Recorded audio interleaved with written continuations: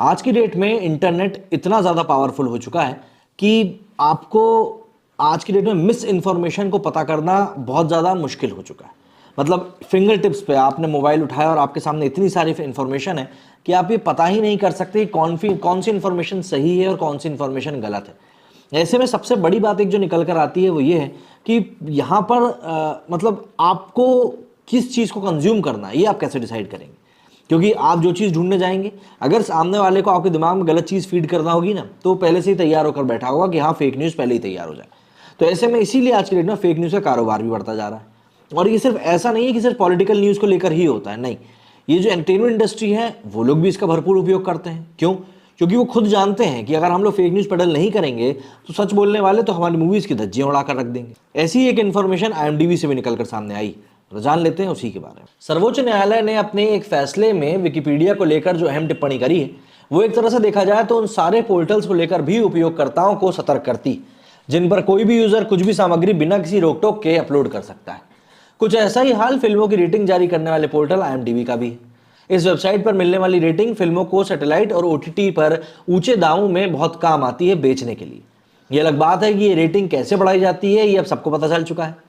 दरअसल social networking sites पर इस तरह की रेटिंग एक छलावा है। फिल्में अच्छी रेटिंग दिखाकर OTT की मोटी डील तो कर लेती हैं, लेकिन सच ये है कि ऐसी फिल्मों को देखने के लिए सिनेमाघरों को दर्शक तक नहीं मिलते। थोड़ा खुद आप ही सोच कर देखिए, समझ कर देखिए। अगर हम बात करें लकड़बग्गा की, तो दर्शकों को उम्मीद रही थी कि अंशुमन झा की फिल्म लकड़बग्गा आसमान भारद्वाज की फिल्म कुत्ते को जबरदस्त टक्कर देगी, लेकिन यह फिल्म कुत्ते से भी ज्यादा कमजोर साबित हुई और उसके तो कलेक्शन के बारे में हमने बात तक नहीं करी।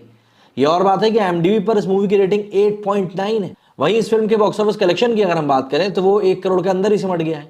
विक्टर मुखर्जी के निर्देशन में बनी इस फिल्म की IMDb रेटिंग इसका इस्तेमाल करने वालों की आंखें खोल देने के लिए काफी। 13 जनवरी 2023 को रिलीज हुई इस फिल्म में अंशुमन झा के अलावा रिद्धि डोगरा और परेश पाहूजा अहम भूमिकाओं में नजर आए थे। इसके बाद यदि हम बात करें कुत्ते की, तो भाई कुत्ते जिसके कि निर्देशक विशाल भारद्वाज के बेटे आसमान भारद्वाज थे, इन्होंने कुत्ते के जरिए बॉलीवुड में डेब्यू किया है। ये फिल्म 13 जनवरी को रिलीज हुई। इस फिल्म को भी IMDb पर अच्छी खासी रेटिंग मिली, मतलब अबव एवरेज ही कहेंगे, 7.5 इसको रेटिंग मिली। फिल्म पहले हफ्ते में ही फ्लॉप साबित हो गई। पहले 3 दिन में उसका कलेक्शन मात्र 3 करोड़ रुपए निकलकर सामने आया। इसके सैटेलाइट राइट्स पहले ही बिक चुके थे। नेटफ्लिक्स पर रिलीज होने जा रही इस फिल्म की रेटिंग इसलिए भी बढ़ाई जा रही है ताकि इसके OTT और सैटेलाइट्स की खरीदी को मंजूरी देने वाले अपनी गर्दन बचा सके। मतलब कि भाई किसी के सामने तो आपको जस्टिफाई करना पड़ेगा ना कि हमने आपको इतनी घटिया मूवी इतने महंगे में क्यों बेची है।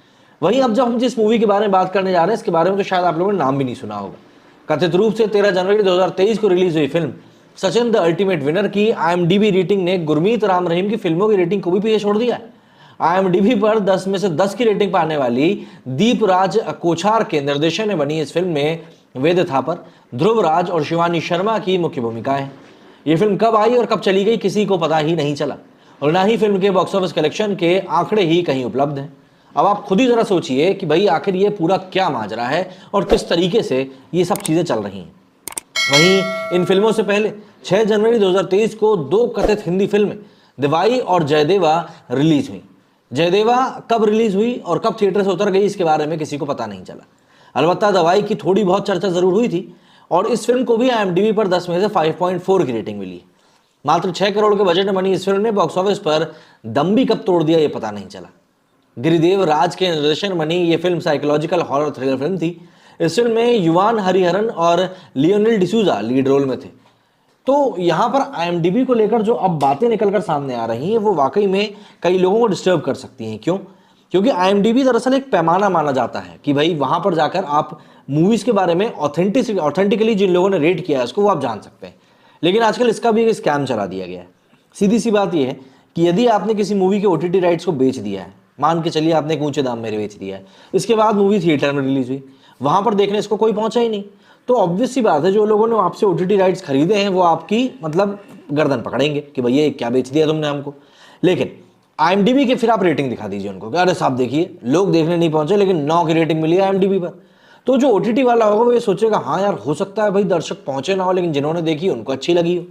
लेकिन यहीं पर पूरा स्कैम हो जाता है, सामने वाले को बेवकूफ़ बनाया जाता है IMDb की रेटिंग दिखाकर। लेकिन अब बात वही कि अब बातें निकलकर सामने आने लगी हैं क्योंकि सोशल मीडिया का ज़माना है यार, कोई तो होगा जो इन बातों को पकड़ ही लेगा। मेरे स्टूडियो फिलहाल इतना ही। जय हिंद, जय भारत।